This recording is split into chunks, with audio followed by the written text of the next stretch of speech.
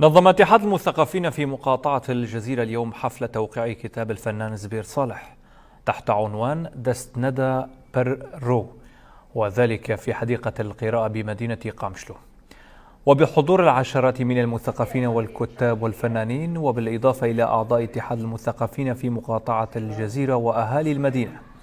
بدأ الحفل بالوقوف دقيقة صمت إجلالا لأرواح الشهداء، من ثم ألقت الرئيسة المشتركة لاتحاد المثقفين في مقاطعة الجزيرة أناهيتا سينو كلمة ترحيبية رحبت بجميع الحضور، ومن ثم هنأت الفنان زبير صالح بمناسبة توقيع كتابه. وتضمن الحفل عدة فقرات غنائية من قبل الفنان زبير صالح، واختتم الحفل بتوقيع الكتاب من قبل زبير صالح، ومن ثم تم توزيع عدد منه على الحضور.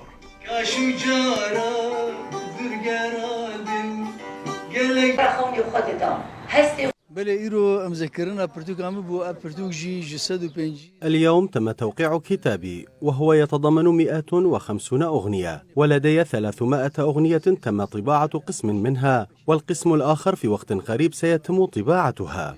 وتمت طباعة الأغاني في ألمانيا في برلين لأول مرة، وهنا تمت الطباعة للمرة الثانية في قامشلو في حديقة القراءة برعاية اتحاد المثقفين في مقاطعة الجزيرة، وبحضور مثقفين وسياسيين وكتاب. أتقدم بالشكر لكل من حضر حفل توقيع الكتاب. كتابي هذا هو نتاج 40 عاما من التعب والجهد، وأتشكر على وجه الخصوص قناة روجافا تي في التي غطت الفعالية.